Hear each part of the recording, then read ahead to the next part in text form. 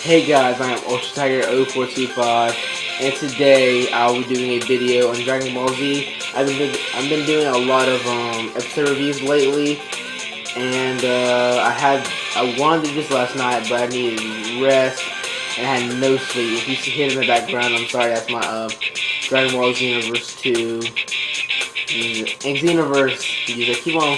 I'm just so hyped for the Xenoverse 2 that I just say it. I just.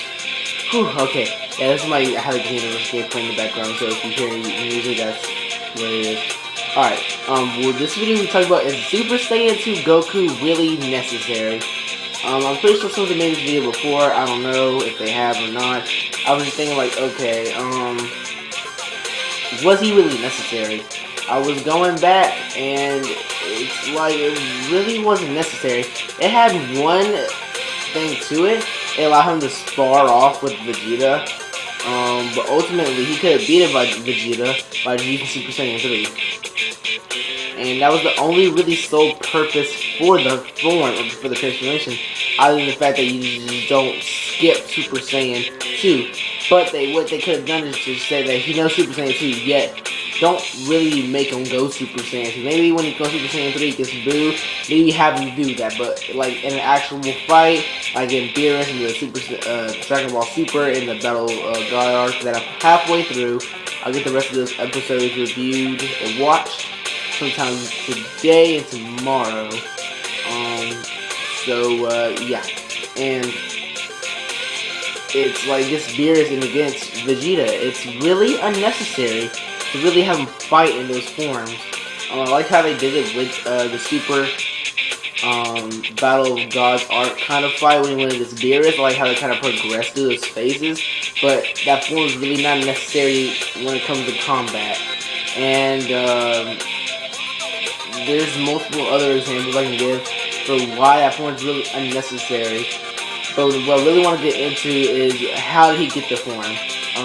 Of course, if you've seen Dragon Ball Z, I didn't even gotta see this part to know it that he got that form while in Otherworld. After the fight with Cell, he blew himself up. You know, now he didn't blow himself up. Cell blew up with Goku and King Kai and Bubbles and Gregory and all that, Gregory and all that other stuff. But when he got the form, I don't know if they revealed when he first got the form. But that's not seeing literally every Dragon Ball Z episode. I want to so bad, but there's like barely any resources out there that these days that have a good, reliable connection. And I know what happens to Dragon Ball TV. It was Dragon Ball TV. It was a website back in the day, and I used to watch all my Dragon Ball stuff on it. I think I watched every episode of Dragon Ball on it, but I didn't really.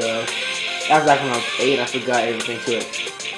But sometime or later, I would like to finish watching or get every episode of Dragon Ball Z watched. So things make more sense to me whenever I start watching or get more into Super or as Super progresses and whatnot. Now, the whole idea of Super Saiyan 2, it was around when it kind of, this form revolves around Super Saiyan, not Super Saiyan, but just, altogether Vegeta and Gohan. Because Trunks does not have the form, Goten does not have the form, and for Goku it's really unnecessary. Vegeta has that form because, I don't know, he has that form because he wants to get stronger, and he wants to be the strongest living being in the universe. And Gohan being, of course, stronger than him, going SSJ too. Vegeta, I guess, accomplished Super Saiyan 2. I think he accomplished it by Babidi controlling him. Then he was able to unleash that Super Saiyan 2 powers. And I think it was after the Cell fight. I remember I watched the video or watched the episode where Vegeta said, I quit being a fighter, and that's why he didn't really train himself to become a Super Saiyan 2. But like, I think when I remember I watched that episode, it was like that after the Cell games fight, and Vegeta sitting there like having a relapse of the battle, and he's like, okay, yeah, I'm done. You know what I mean? It's with Gohan and Goku. he's like, you know what, there's no need for me to really be a fighter anymore. There's no need, especially when Goku's dead. That was like his main objective of getting stronger was Goku. And that was his drive to become the greatest, is Goku.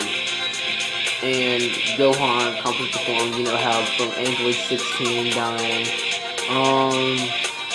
or from getting his head smashed, it sucks.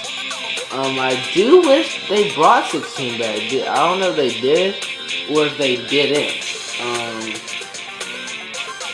You're gonna have to put in the comment section down below if he was actually brought back.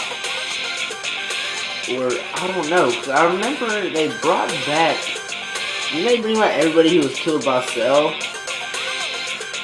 I don't know. Cause I know they brought back everybody who was killed by Cell but Goku, because Goku didn't want to be brought back. Alright. But yeah. SSJ2 Goku is really unnecessary. And the fact that he has a form is just for the storyline.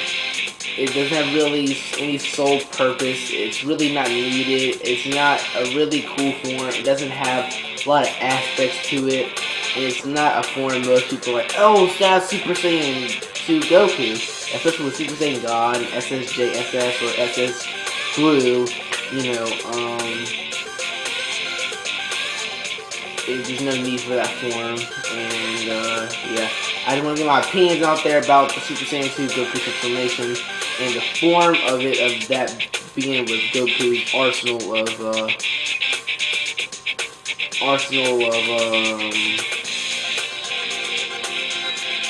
those transformations. I'm sorry I couldn't really work it out in my head, alright. And yeah, put your opinions in the comment section down below.